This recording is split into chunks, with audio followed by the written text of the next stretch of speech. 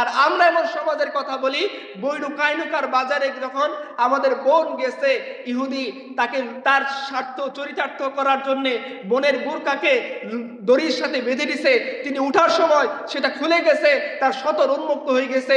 ওইখানের বাজারে ছিল মুসলমান, যে বোনের এরকম নির্যাতন দেখে সে সহ্য করতে পারেনি, সে এক কূপে ওই ইহুদির কাল্লা ওইখানে দ্বিখণ্ডিত করে দিছে।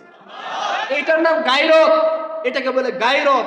আর তোমরা পর্দার আড়ালে একটা বেগানা, একটা অসহায় মফস্বল থেকে উঠে আসা নারীকে পদের লোভ দেখিয়ে, তাকে পদ পদবীর পোস্টের লোভ দেখিয়ে, তাকে একটা সিটের লোভ দেখিয়ে তোমরা যে ভক্ষণ করে, এটা কাপুরুষতা, আমাদের নিরাপত্তা।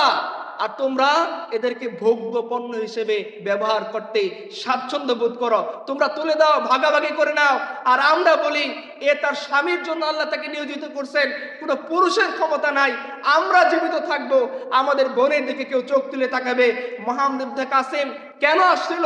বোনের নিরাপত্তার জন্য আসছিল। বাংলার সুলতানরা কি করেছেন? মুসলিমদেরকে, অমুসলিমদেরকে ঘর ঘর তারা নিরাপত্তা দিয়েছেন। আজকে আমরা দাঙ্গা দেখেন, হামলা দেখেন, কখন দেখেন সব দাঙ্গা। দীনেশ চন্দ্র সেন বলছে যে সমস্ত দাঙ্গা হয়েছে ইংরেজদের আমলে। বাংলার সুলতানরা যখন ছিল, না হিন্দু মুসলমানের মধ্যে দাঙ্গা লাগছে, না মুসলমান হিন্দুর মধ্যে দাঙ্গা লাগছে। কারণ মুসলমানরা জানে যে এই সালতানাতের মধ্যে, ইসলামী ভূখণ্ডের মধ্যে অমুসলিমরা হচ্ছে জিম্মি, তারা জিম্মি কর দিবে আমাদেরকে, আমরা তাদেরকে নিরাপত্তা দিব। তাদের মেয়ের দিকে তাকাবো তো দূরের কথা, তাদের মেয়ে কিভাবে নিরাপদ থাকে। সম্রাট জাহাঙ্গীরের একটা কাহিনী বলে আমরা বিরতিতে চলে যাই। তার আমলে একটা বুড়ি আসলো, এসে বলতেছে যে আমাকে প্রত্যেক দিন রাতের বেলা কে জানিয়ে এসে খুব ডিস্টার্ব করে।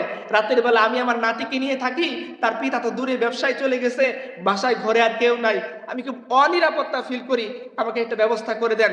সম্রাট শাহজাহান তিনি বলছেন ঠিক আছে যাও, পরদিন রাতে আমি আসতেছি দেখার জন্য কি ঘটে। উনি গেছেন, গিয়ে দেখেন সেই বদমাশটা আবার দরজায় ঠক ঠক করতেছে। সম্রাট শাহজাহান দরজা খুলে বলছেন তুমি তাকে ভেতরে ঢোকাও।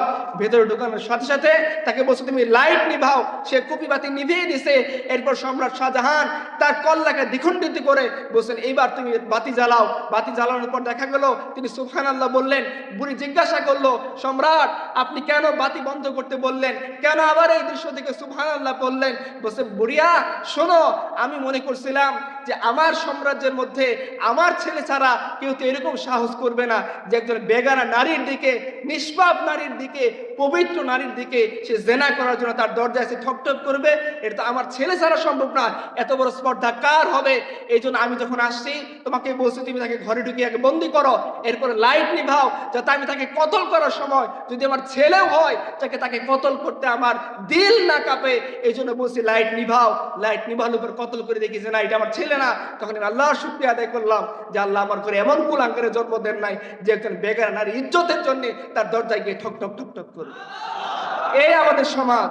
আর তোমাদের সমাজ পুতুল পেঁচা ভুতুম পেঁচার সমাজ, তোমাদের সমাজ এই সমস্ত কলকির সমাজ। তোমাদের